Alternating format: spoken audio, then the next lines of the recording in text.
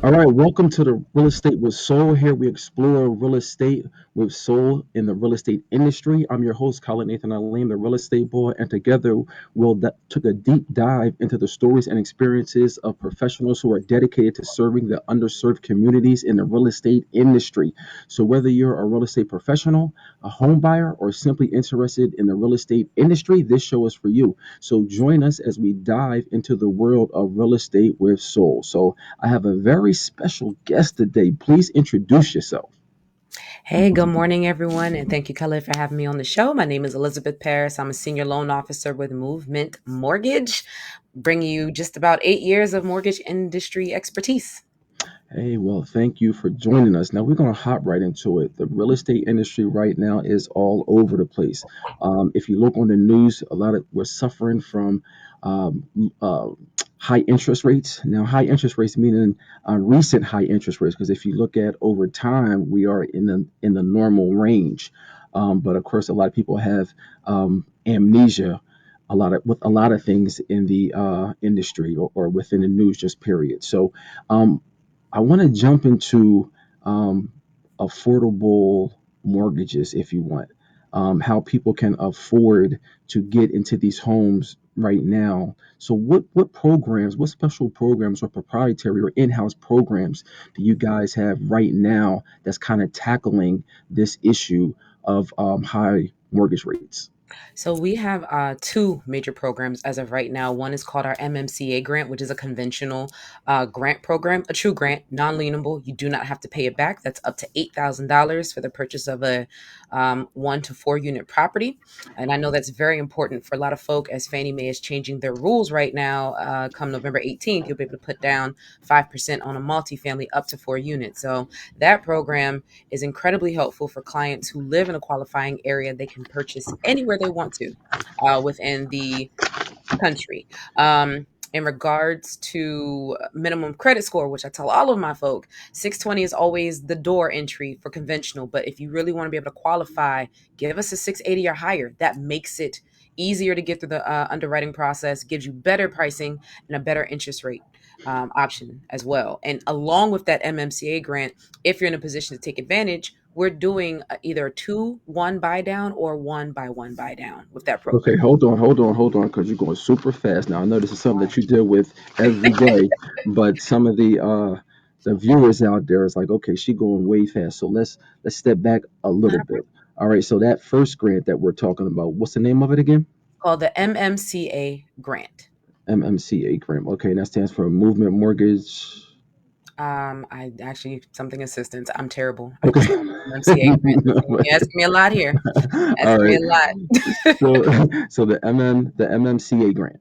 Yes, Okay, and that's what for 8,000?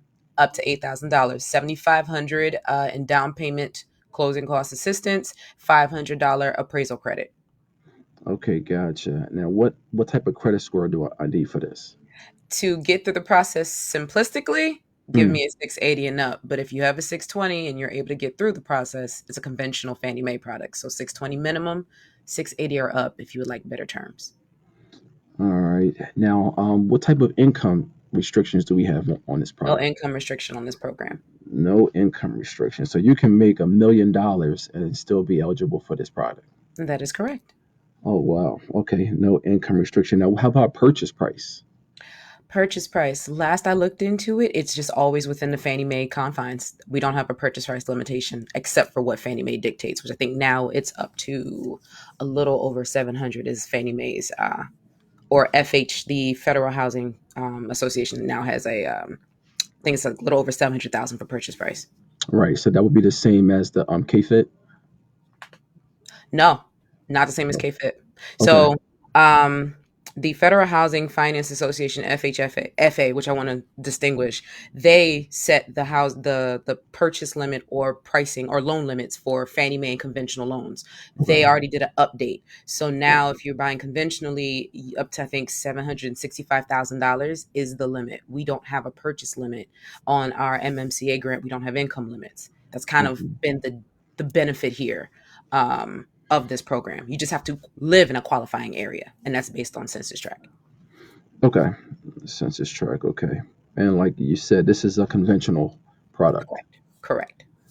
Okay. Specifically under Fannie Mae, and I would like to make that distinction. Okay. Under Fannie Mae. Okay. Why is that important? It's important because Fannie Mae and Freddie Mac are two different conventional lending investors, and they have slightly different needs when it comes to underwriting. So, Freddie may have different pricing. They don't necessarily have the same type of allowances to give grant or down payment assistance, and they have different programs themselves. So, I make that distinction also because Fannie is moving to a 5% down option. Freddie has always been a 5% down option for multifamily purchases. Fannie has not. Fannie is now moving into that space. So it is specifically through Fannie Mae. I always had a question: who made these names up? Because why would you make them so close as far as Freddie and Fannie? Because if you're not in the industry, I mean, it's easy to get them confused. I would agree, but I'm going to say because I don't know the full history. I mean, then, at the time I probably did, but I could definitely tell you these are all agencies that bred around the same time.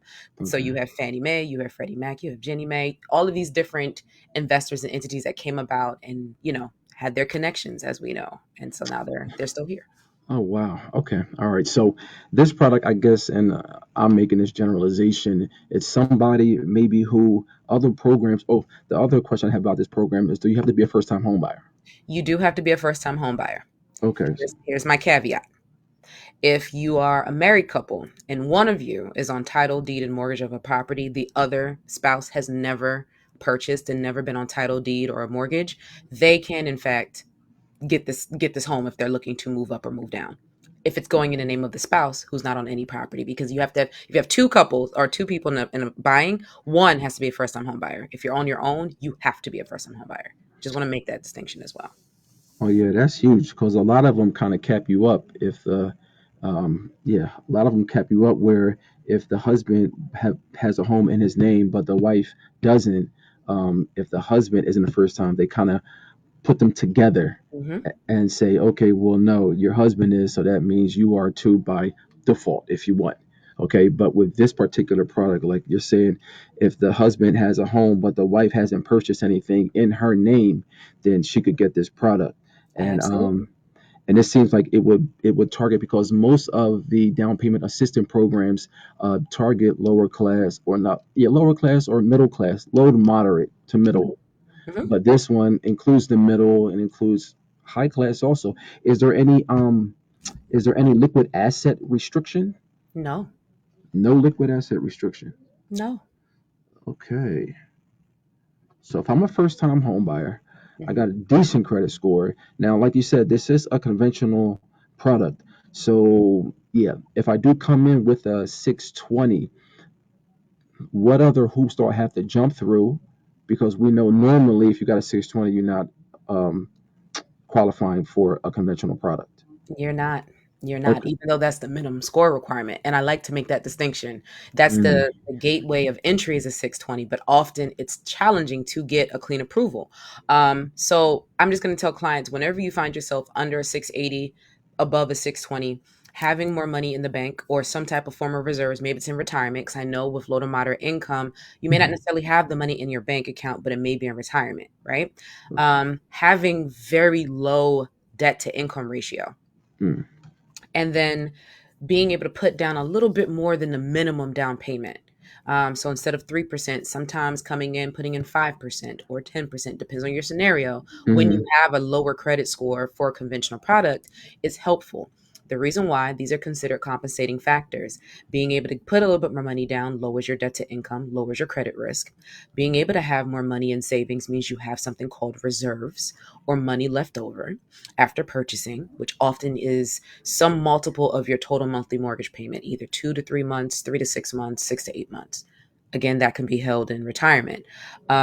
Sometimes I have married couples who the one has the higher credit score and the one has maybe the 650. Often they're still able to get through the process because there's a strength in income and there's more compensating factors. So just think about anything with lending is always about credit risk. When your mm, credit score is closer to the bare minimum entry level to get into a lending product, you have to mhm, come in with more savings, most likely put down more money, and then also have a cleaner credit history and have strong income so that debt to income's low, assets are there for reserves, and then also you just again you lightened and lessened your credit risk. That's always the rule.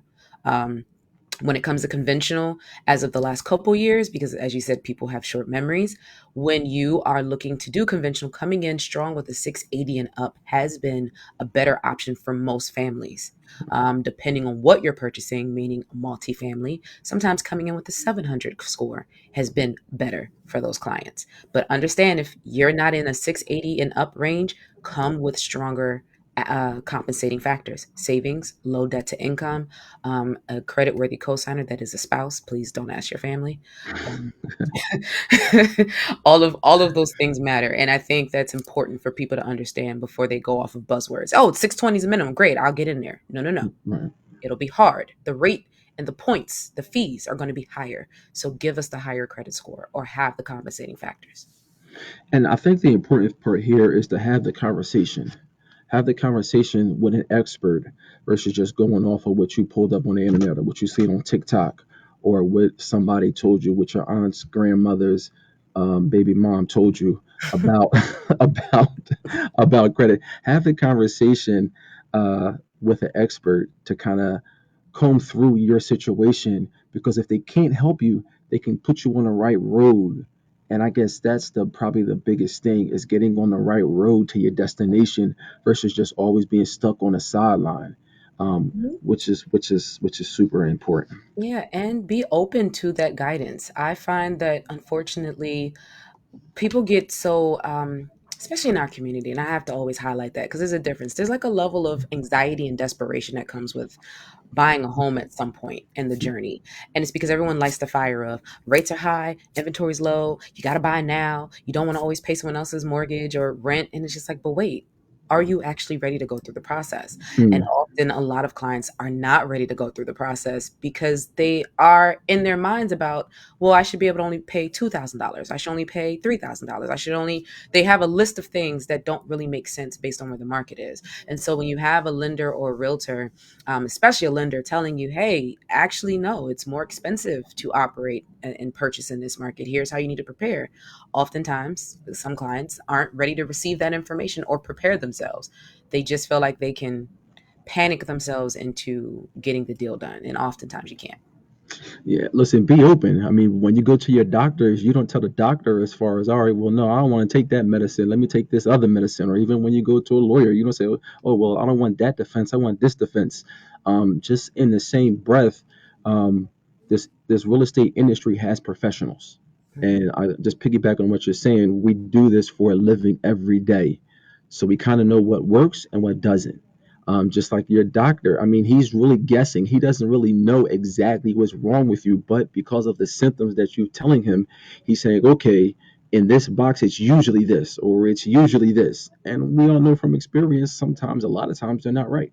So, and anyway, all right. So this, like I said, this product, I guess the really catch, not catch, but the really eye-opening thing for this product is that there's no income limit, because with a lot of the other products out there, there are income limits. So if you're out there, if you're a first-time home buyer and you're looking to purchase, but you've run into roadblocks because of income, we should definitely sit down with Elizabeth and see if this product is good for you and how we can get you some more money. Because, like she said, you can get up to $8,000 with this product. Now, with this $8,000, Mhm. you had mentioned this previous, but you can use this for closing costs, Down down payment.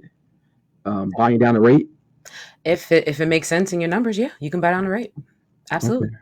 awesome. What about purchase price? Can you apply this to the purchase price?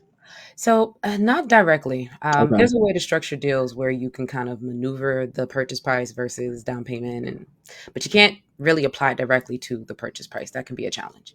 Okay. So, All right, great. All right, so let's move on. I guess mhm, as far as down payment assistance, what mhm. else? What other in-house programs do you guys have? We have our Movement Boost program, which is an FHA program, and that is 100% financing. It is 100% because you have a 3.5% or 5% down payment assistance second lien. All right, second lien. Okay, so the MMCA, is that a lien also? That's a grant. Nope, that's a grant, true grant. That's a You don't have to grant. pay that back. And just so we're clear, it is the Movement Mortgage Community Assistance Program. I There finally, we go. there we go. See, but MMCA, y'all, There we go. work Now, with me. now this movement boost, it's a FHA product, and as we Mhm. know, you have FHA. FHA came into the scene um, to kind of help those who usually historically wouldn't be able to qualify for a conventional loan, which was Mhm. the only product at that time. So we have FHA for your lower, your more risky, according to their rules, your more risky borrowers, Higher credit risk higher borrowers, credit right? risk. Okay. Hmm. Hmm.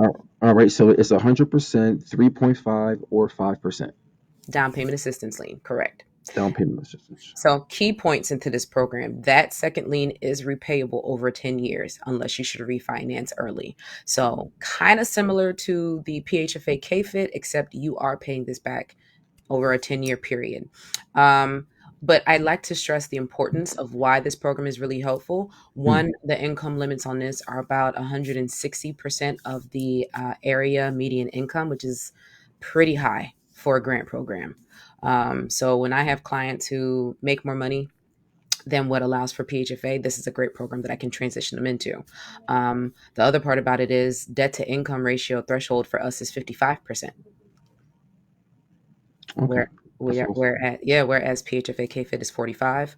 Okay. Because this is an in-house program, if I have clients who are presenting with a clean profile, we're able to Mhm. move this a lot faster right now than PHFA KFIT, just because I know they have a huge volume of clients, and often sometimes Yes. they can't underwrite their files quickly enough Yes. within the contract timeline. Um, and then the other part about it is we're able to do manual underwrites on this. Often, if I've had challenges with the file, I'm able to get exceptions. Um, and also, our pricing is pretty good. I just quoted a client like a 6.875 on this the other day. Ooh, nice, nice, nice, Yes, nice. Okay. yes. So just looking at this now, you can do 3.5. Is it 3.5 up to 5%, or is it kind of one or the other? 3.5 or 5%. It's that's it. One or the other. Hmm. But Okay. I apply that based on what makes sense. So if you're putting Okay. 3.5% down, but you need the full 5%, then I'll give you the full 5%. Okay. And just to be super duper clear, this is a second lien, and Second, it's not a forgivable lien. So it's something that you'll have two payments for this particular product. correct, correct. Okay. And I guess this is to help people get into the loan, because if you didn't have this, then you would be paying this out of pocket. Absolutely. Again, it's another option to give assistance. I like to be very, very upfront about that. Hey, you Mhm. are repaying this, but I also preference this with my clients. This is a temporary option to get Mhm. you into the property. We're now watching the rates in the market because the minute you're in a position to refinance, you can refinance this property and just move yourself strictly into a regular mortgage, as long as Well, you mortgage qualify. right. Now just looking at conventional wisdom, because I mean, and this is my particular theory, is that when rates do go down, whether it's 2 years, 3 years, 4 years, I think everybody's gonna be waiting to jump back in. Everybody jumps back in. We go down, let's just say 5%. If we go back to 5%, now everybody jumps back into the buyer's pool, because activity right now is, I mean, over 25% less than it was a year ago.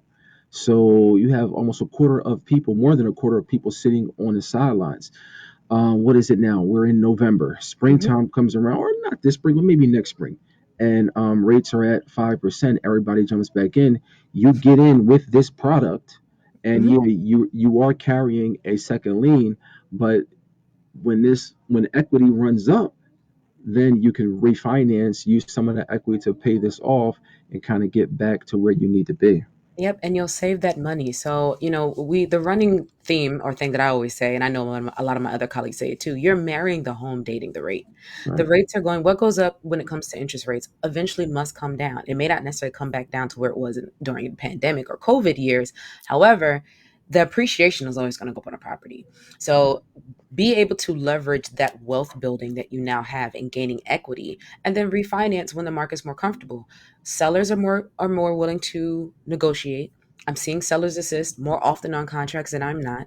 I am seeing the a lot of patience, honestly, on all sides of transactions when it comes to buyers agents and sellers agents. So honestly, if you can take the next 30 to 90 days as a potential home buyer to get your finances in order or come up with a game plan to still purchase it within the next year before 2025, you can still take advantage of the opportunity to refinance later.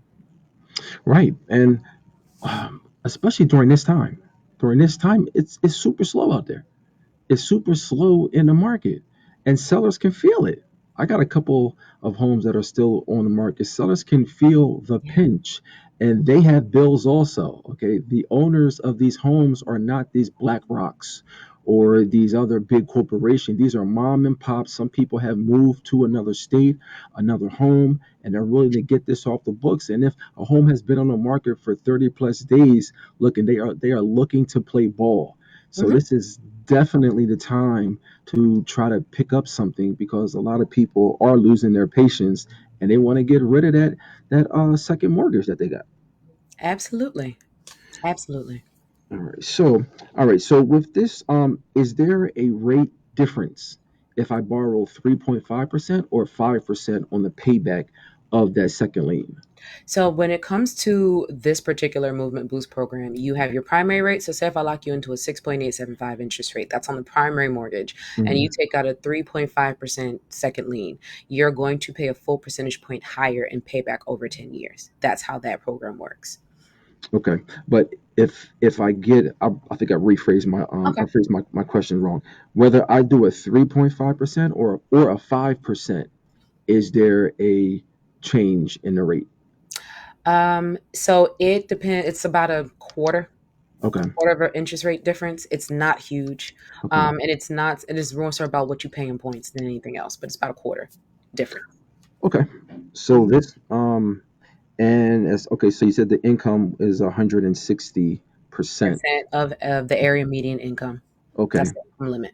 so you can still run the bag up a little bit, if you're so this is higher income limits Hmm. versus a Philly first where you can only go up to what, You 83,000. can only, it's roughly, it's just a little bit under 80% of the AMI. Okay, So AMI for Philadelphia right now is $114,000. okay, That's 100%. So most programs cap you at 80. Um, PHFA does 116. Philly First is maybe around 70-75% or so on okay, just a one person household. We're right. at 160. So that's a huge gap of opportunity for high earners to take advantage of this program. All right, now this boost, is this just for first time home buyers or a second time also? For anybody who is looking to buy. So if you're looking for a primary residence, moving up, moving down, first time, second time, you can use it. And that's one thing that we got to get out there. We got to get out there that these programs are no longer just for first time home buyers. It just has to be a primary residence. Correct. Now, the next question is for both of these. What Mhm. about duplexes? Do either of them allow duplexes? So, the FHA program Movement Boost, you can buy a duplex. Mm. For our MMCA, you can go from a 1 unit to a 4 unit. Oh, wow. That's huge. Mhm. That is huge. Okay, so not to switch too much, but with the MMC, no income, conventional product, you can go to around, as far as purchase price, around 700,000. Um, you're getting up to 8,000, and you can do 1 to 4 units. Uh, Absolutely. but the caveat is you got to be a first time home buyer. Got to be a Can't be first a time home buyer. can't And be a you first time. need to be living in a qualified area, meaning if you're renting in an area of the city that is qualifiable, is based on census tract. I always like to make that distinction. You All can right. buy anywhere you want. So it's the first time home buyer and living in a qualified area. Living Live, current. living currently in a Living qualified currently. area. Yes. Okay. You can buy wherever you want, but you have Uh, to live in a qualifying area. And then now, is most of Philadelphia a qualifying area? there, for the most part, there's still some parts of Philly that are not based on, gentrification. Right. So, Right. there's some pockets where it's like this not gonna work. If you live in Rittenhouse Square, no, Okay. you're not using this program. I'm so sorry for you. All right. And as far as the boost, is there any restrictions like that also? Nope. All right, no restrictions, but you can only go up to a duplex. Can only go up to a duplex. Okay, and that's great for people who are looking to house hack. And if you've been living under a rock, as far as house hacking, that's when you buy two units, you live in one, and you rent the other one out, and that one that you rent out supplements your income. So if you definitely want to learn more about that, check me out. All right, so Boost FHA. Let's see if I have any other questions on that particular product. No, that covers it all. So this is for somebody that maybe doesn't have the best credit score. So somebody who does have that 620 credit score. So let's talk to those That people. part, that part. So this the movement boost is minimum score 620. You're not Okay. getting in at 600, you're not getting in at 580. Minimum score 620.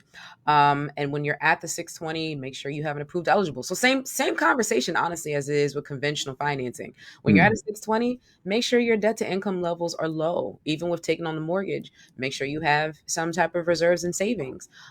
Is it a little bit easier to get you approved mortgage wise with FHA at a 620? Yes, it is. But also make sure those collections aren't there. Make sure we're paying bills on time because that credit profile really affects your ability to get a mortgage approval under FHA as well. So same rules. And that's my next question as far as credit. Um, there are, I run into a lot of people who have negatives on their credit. Do I have to clean up all of those negatives? And if I do I have to clean up them before the pre-approval, or can I clean them up during the process? It is best to clean them up before the pre-approval. Okay. Because once people get a pre-approval, everybody get excited, and you forget that you have a to-do list of things to manage, right?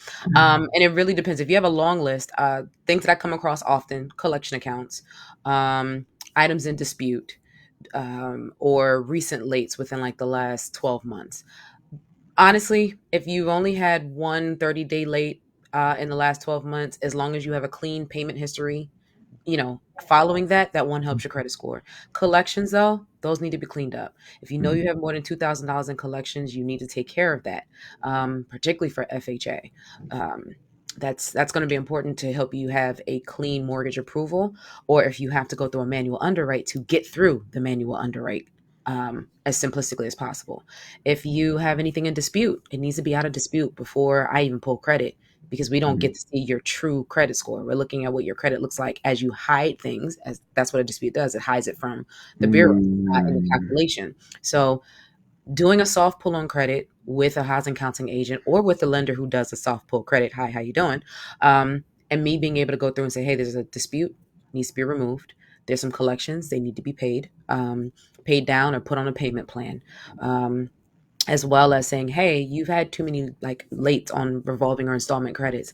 Let's wait this out. We need more time away from these lates in order for you to get through the mortgage process as seamlessly as possible. And I have these conversations a lot. Hmm. It's not a new thing. It's just the reality. We're now in a part of our end of the economy where there's a lot of high credit card debt.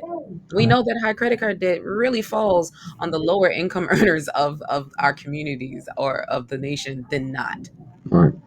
So, Right. Right. Now, just to give you a quick plug, mhm. I do know if somebody has credit issues, look, you need the desire to buy a home. Okay, that's number one. You have that desire to buy a home, reach out to us because I can hook you up with a lender like Elizabeth. And if you do have credit issues, she has an in-house credit program that can get you right before you get that pre-approval. Why don't you speak about your in-house credit program? Oh, absolutely. I have a collaborating partner in UQual Credit Repair. We have a specialty pricing for all of my clients who are referred directly by me. So you're paying what it costs to have two subscription services, maybe Netflix and maybe Disney Plus, and Mm. that's maybe $70 a month to do specific focus credit repair. We go through your goals, and my credit repair specialist tells you what you need to do. I'm able to monitor your progress as you go through, and then I'm able to do check-ins with the client and with the realtor who referred them. I've had several clients. I have several going through it. I've had clients go through it, and scores are up. We're talking 40 points jumped. We're talking 60 points going up. They're getting pre approvals. They're going out into the market to search. So that program is specific to what I'm offering in house. And again, it comes with a specialty discount as well. And that's different. And I'm just going to jump out there and say that that's different than going through, I'm going to just call them Larry's Law. Okay. Now, listen, I'm going to tell you why it's different. Okay.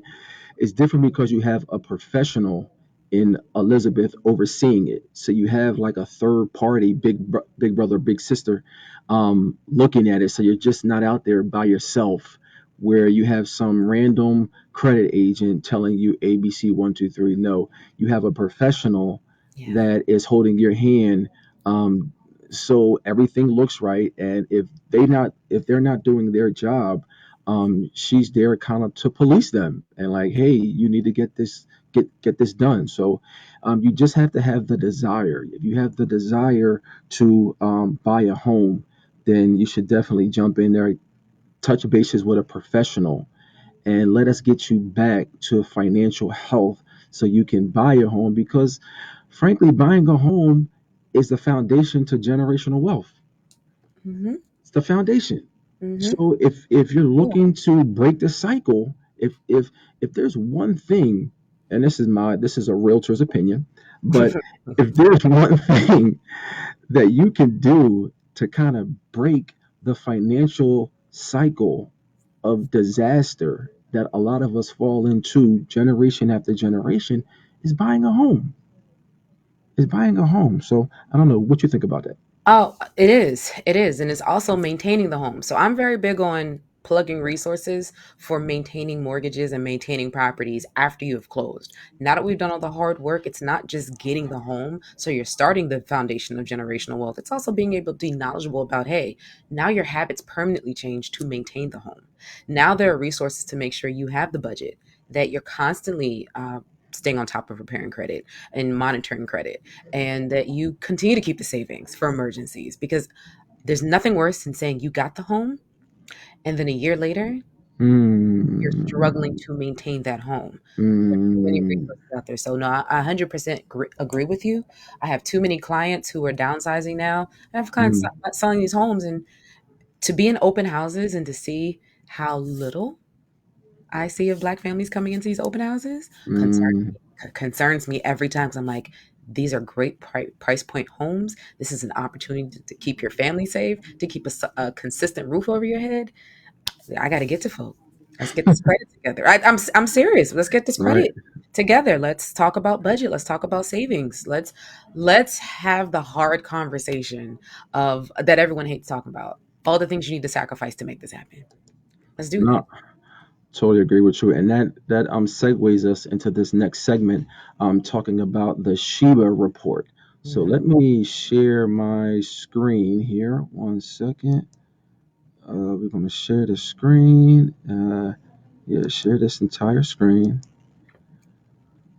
Okay, I think I'm sharing it now. Okay, let me have this come up. Okay, I think you got to do this with two screens now. I'm thinking about it. Um, all right, let me add this to the screen, and let me make me lower. Now I'm gonna remove me from the scene, and I'm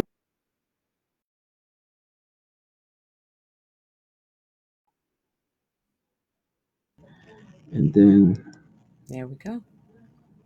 I should lower me.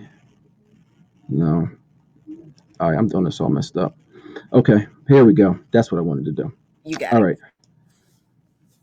all right. So this is. Can you see my screen now? I sure can. Okay, and it's just on the state of black housing, right? Hmm. Okay, all right. So this what I did is there's something called the Sheba report. Okay, the 2023 state of black housing in Black America. So the Sheba report is a very comprehensive report from the National Association of Black Real Estate Brokers. So this is a trade organization made up. It's just like NAR, but it's for black real estate agents, and they provides a detailed view into the real numbers and facts that impact and impede black families from realizing the dream of home ownership. So what I did is I went through the entire report, and I kind of pulled out 5 things that they're suggesting that black families do to obtain home ownership, because that's what NARAB, the National Association of Real Estate Brokers, Yeah. um, we're there to encourage Black home ownership, to facilitate Black home ownership. So, what are the barriers? And like I said, I went through the report.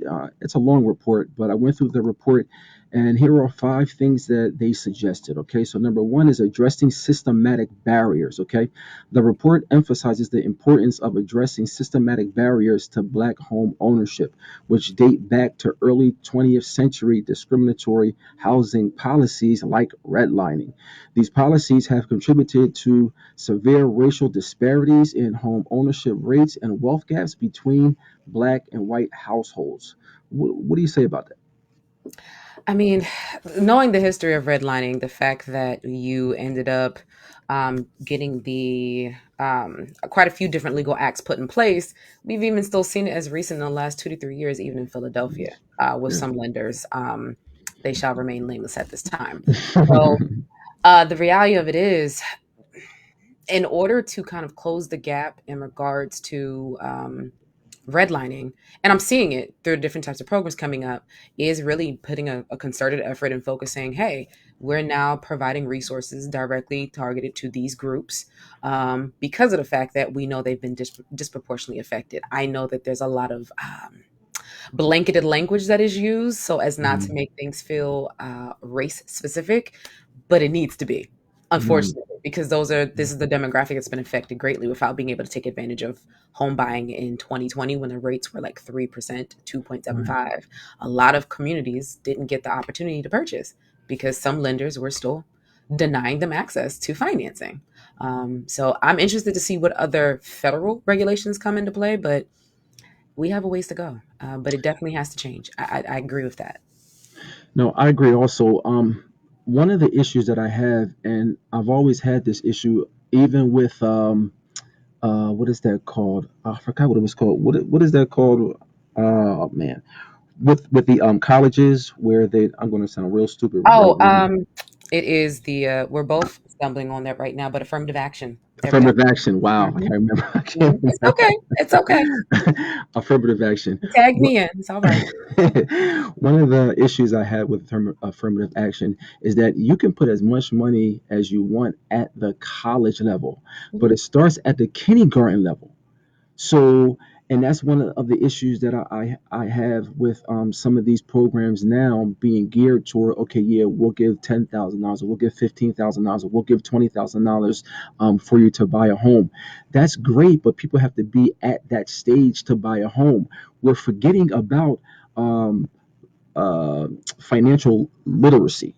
We're Hmm. forgetting about having credit programs, maybe in high schools or even starting in elementary schools, teaching people how to open checking and savings accounts, teaching people teaching college students about credit, teaching college students about home ownership, and also teaching high school. So it's like a lot of our people, and we're talking about this as far as the state of Black America. Hmm. Um, a lot of individuals psychologically aren't ready to buy a home, but that comes from the foundation. And some of those monies need to be, I guess, geared towards that to get people ready when people, or home job programs and things of this nature. Oh, I'm no, no, kind of no. all over the place. No, you're good. No, no, no. I agree. There's definitely a need for a holistic approach. But you're going to be, in my opinion, just from what I've seen, we're going to be a little hard pressed to see a holistic approach happen. And that's where we have to get a little bit more involved on the local level. So through organizations like NAREB, organizations like the National Black Mortgage. I'm sorry, National Black Business Masters in Business Association. I'm involved with them, Okay. getting involved with other local organizations that are Black focused and Black centered on our progress as a community. That's where we kind of need to start pulling our resources and our connections to different schools and charter schools in order to push forward. Hey, we want to start making sure there's an avenue for financial literacy and there's a realistic, applicable plan for finance and mortgages. And oftentimes, you got to make sure people are ready to receive. It's nothing worse than Mm, watering dead ground, baby. It's hard. It's hard on that one. that I'm was gonna real. say. That was real. That was real. That was real. All right, let's go to the second one. Hmm. Advocacy and policy change. It says it suggests that concentrated and coordinated federal efforts are required to narrow the black-white racial gaps in home ownership and wealth. This includes advocating for changes in policies that have historically disadvantaged black communities in the housing market. Can you speak to this? So I'm going to say there's a lot of legislation that came about. I Mm, mean, between the trade laws and the CFPB getting involved, like there's been a lot of changes in that space. But again, remember, our government hates putting everything in the space of black and white. mm, Um, and so we got to be careful about saying that that's going to be where they go. I don't think it's impossible, but I do believe locally there need to be some changes from state to state, municipality to municipality, because there's a lot of local legislation that limits the ability of black investors to continue to buy mm. properties, black developers to have shot at certain opportunities that exist in certain. Philly's a great example of that. Someone's going to be mad at me about this. Um, No, it there's is. It is. It is. It is. I mean, there's not a lot of black developers, period. And I know there's a couple of groups now Mhm. that are trying to get off. But here's the thing about those groups, okay? Because these are some groups that I've tried to get into. Um, these groups, you already got to be kind of going. So it's not where you can say, okay, take me from basically not knowing anything to being a black developer. To get into these small groups, very small groups, you almost have to be already running, already doing flips, already doing rehabs, already be a GC in order to get in some of these groups. So that's one of my issues with them, and it is, I don't want to say a good old boys network, but a lot of it you need access, and it doesn't matter what skills you have, or and again, I'm not playing the victim here. I'm just speaking on what it is. Nope, you're not the first person to say that, and unfortunately I know you won't be the last. But there are developers who will happily sit down and connect other developers, who are new, starting out, or maybe have a more established foundation, and they exist. I've had some really good conversations with quite a few. So what I am going to say is there's got to be a lot of local legislation to All right. change, because I know that it's easier for a lot of folk to leave Pennsylvania and Mm, go to other states mm. and do. Atlanta. Georgia's big, Florida's big, Maryland's big. I'm just tossing out a couple states I'm also Uh, licensed in that also show an easier pathway forward to start development and to get your foot mm, in the door. So all if right. we're talking about legislation, which I agree has to change and has to be adjusted, the conversation now needs to be had locally. Federal is going to do what federal does all the time, and they have made certain progresses and changes again in the way in which people's credits looked at, how lending is done. All right. Um, there's the Federal Housing Act. I mean, right? That was a huge like leverage change in order to allow Black people to be able to buy homes. We know that, right? Mm. Um, so at this point, now you need to start tackling locally because that's also where you have some of those challenges. And I'm just going to leave it at that. I'm not saying no names.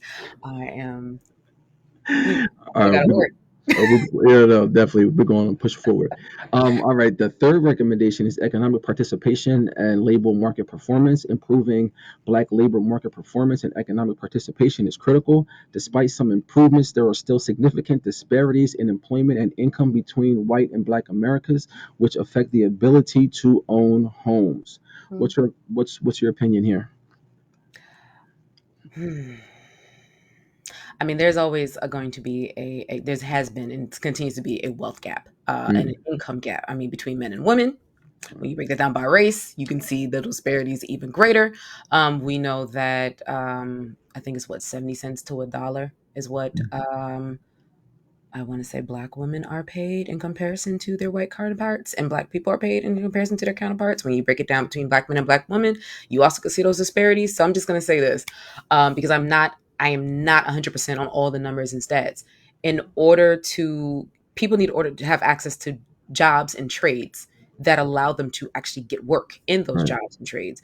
I right. have found just from watching over time while there's been progress, there's still a lot of limitation in Black tradesmen and tradeswomen getting access to jobs that are going to lead to them having a solid income in order to Mm. be able to purchase. And that's from looking at Camden, New Jersey, that's looking at Philadelphia, that's looking at, looking at some of the other initiatives that are around that and organizations that focus on giving access to people who have licensing and being electricians, being contractors, all sorts of things. More of a story here. Until we're able to leverage the playing field and what someone makes per hour, there's always going to be a challenge between a single family household, I'm sorry, single parent household or single earner household being able to afford a home versus somebody who has to have two or three in a household making income. That's my most general answer I can give you because I'm not the expert in that. Yeah, no, I definitely agree. And a lot of it does come, and I think a lot of it does come down to how the education system is structured, with the education dollars coming from the property taxes. Because if you live in a not so good area, and the school's funding come from the property taxes, and and a lot of people, you come from a renter's neighborhood, or a blighted area, all that affects the school that you go to and the environment. See, all of this stuff, and this is my humble opinion, all this stuff stacks on each other. If I'm going to school and I always have an issue because I'm in a bad neighborhood, I may not be able to concentrate when going to school. Then when I'm coming home, then I'm getting into it. There's problems there. I don't have sufficient nourishment when I go home, and then I'm going to a school that's not properly funded. So since the school's not properly funded, I'm not getting the education that I need to compete with other individuals in this global market with the internet we're really living in. Yep. So these issues have to be addressed. And again, in a capitalistic society, you're going to have the haves and you're going to have the have-nots. That's the way the structure is. Um, so people just have to find a way individually, and collectively, to kind of get it out of that have-not space. And for some people, it is through. For a lot of people, it is through education. But a lot of the times, it's things that you can't control, And because a child. Make this last point, because a child can't control where they grow up at, because they're still a child. nope, they cannot. I will say this though, and this is what I'll say because I've watched people when you gain access and when you see the light switch go on, right? You see the change. Mm, So mm, I'm going to say a couple things here. And this is from having the blessing of being able to see different places and how they manage and how people make do. And I'm not saying make do with the bare minimum or accept less than, but oftentimes what you have is enough. I'm not saying poverty is enough. I'm not saying that at all. But oftentimes, I think in capitalism, um, we we make the poor decision to say you need as much as possible in order to feel complete. And mm, oftentimes you just need to have enough to sustain and do well without overburdening yourself with more. We complicate our lives with more. That's something I heard an elder say. And I and mm, I and the older I get, the more I'm beginning to understand that. So I'll say that sometimes we don't have to complicate ourselves with more. There are mm. the haves and the have-nots. A lot of the haves hoard, Right, and there's a difference. You don't need to right, hoard. You just need right, to be able to redistribute. Say that. right. Secondly, there's a lot of opportunity in trades and non-degree job fields and job fields that you don't necessarily need to have, Mm, $1,000 or $100,000 in school debt. Oftentimes, being the electrician who has some hustle will right. get you far. Having reputable business services and being available and consistent gets you far, and you don't necessarily need to have the college degree to have the success. And so I would challenge a lot of our community members who, and I see a lot of people doing it, but the more resources you have access to, because maybe you have the degrees and that access, bring them back, see who's interested, plant that seed, I agree. and, and you'd be surprised. That's I all I got. agree. No, I agree 100%, because I mean, being a college graduate, I don't use any of it. So I listen. I'll always tell this story. I got a couple kids, and my kids need a good excuse to go to college, because really, with the access to the internet, mentors, and so on and so forth, Hmm. you really got to convince me that you need to go to college, because for majority of things out there, I don't think that you need to. So let's move on for the sake of time. Yep. The next is education and financial preparedness. NARAB's initiatives like the Building Wealth Building Black Wealth Tour aims to prepare financially for home ownership. This involves providing information and resources to potential Black home owners about the process and financial aspects of buying a home. Now, my question to this is that is there not enough information out there for Black home owners to get a handle on what the process is? So there's enough information out there. At the end of the day, we're talking about consistency and we're talking Mm, about execution. mm, And I say this because I think also a part of pushing forward with financial literacy and homeownership education and credit repair. And again, all these things are great, and absolutely do them and advocate for them. But at the same time, now we need to start having a different conversation about our cultural practices as a country, right? The consumerism that actually keeps a lot of us from obtaining our financial goals. That's that's often what happens, and it's a struggle. It is truly a struggle. it is. And the last one was just closing the gap Mhm. of the wealth gap between black and white. Um, wow. After reading that book, the color of code, the color of law, Color of law. Hmm. I mean, if you're running a race and it's a mile race, which is four times around the track, and that the person that you're chasing has a two-lap head start through housing market through the housing market, um, someone could say like the run up has already gone. Mm, yes and no. Um, Yes and well, no. well, hold on. For example, in Levittown, I mean, which they kind of use as the quintessential redlining situation. You look at Levittown; they bought those houses back in 19 whatever for like $15,000, and today they're $400,000. You're not going to see that run up in a couple of generations. And I guess when I say that, that's what I'm speaking of. Mhm. When I'm talking to individuals where maybe they stand a little bit further than me, where they're like, "Oh well, I'm not. I don't want to play the victim role." It's like, yeah, I'm not playing the victim role also, but there needs to be an asterisk that yeah, I can invest all I want into homes right now.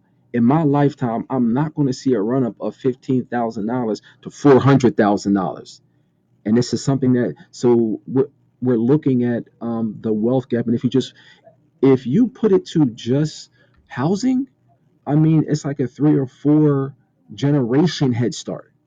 So how do we close that gap when we don't have 3 or 4 generations? We got one generation, which is ours, and a lot of us, like myself, have seen more sunrises than we're going to see. Mhm. So I don't know what you say about it. So that's I said yes and no. Absolutely, none of us are going to be having a plethora of $15,000 properties that are going to run up in equity up to $400,000. Absolutely not. I'm very big about context. So, are you going to get that $15,000 property? You might get a $15,000 piece of lot land, Hmm. right? You may not get it in your backyard. You might have to get it in Detroit. You might have to get it in Illinois. You might have to get it in Ohio. We have to start changing. We have so much access to so much space. We have to start changing the way we go about implementing these plans. The plans are still valid. They just may not happen exactly where you live. Hmm. So, and I have this conversation for a lot of my clients who are in New York, and they can't buy a single thing. Nobody can buy anything in New York unless you got mafia money. I don't care what anyone says. You need mafia money, you need blood money, something. That's it. That's how rough it is in New York, right? Right. To buy real estate as a first time buyer when you're in the city. Outside of that, maybe a little bit better. But my point is, I have to have the conversation with them, broaden your expectations, broaden your horizons on this.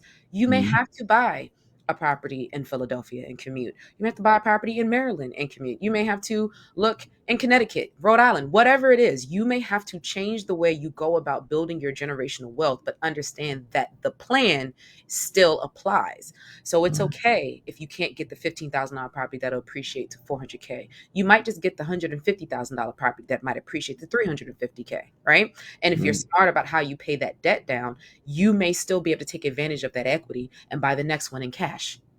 You have to understand your financial game plan. Stop looking at, I know what history says, and history is important to learn from. However, I'm gonna try. I'm not gonna get a $15,000 piece of property right now that's gonna run up that bag. However, I'm gonna go ahead and look for that 250 that might be able to give me maybe 375 later, or I'm going to look for that 100,000 that needed a little bit of work that's going to give me 250 later. I am going to pay attention to what makes sense from a financial and numerical standpoint for me and still run up the same wealth plan. Our biggest limitation is what we tell ourselves actually Mm, works instead of saying what can fit my plan, instead of trying to make, you know how do I make my plan fit, instead of being like, oh well, it's not 15 or $25,000, I can't do it, it's not going to work, the numbers don't make mm, sense. That's not true. Find the $115,000 property in a neighborhood that you keep being told is invaluable, but it isn't. It's a pot of gold. And every investor is coming into those neighborhoods. People, Kensington is a great example. Look at look at how much people talk about Kensington and being the Walking Dead and being zombie land and everything else about it. What is happening currently in Kensington? new You're watching construction.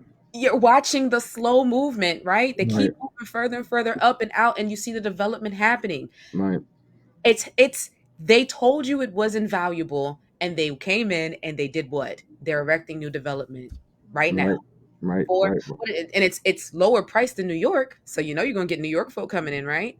right, Maybe right, right. 500, maybe 3 something. It's somewhere within that range. All I'm saying is you missed an opportunity to take advantage because you thought it was invaluable. Stop allowing people to tell you what's invaluable. Start paying attention to what your government is doing with the police forces. Pay attention to what the city plans are for where you live. That will tell Right. you target areas to look into early.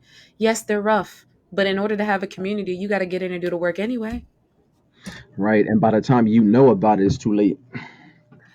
I literally just gave It's two places to look. Get online, look at look at city development plans.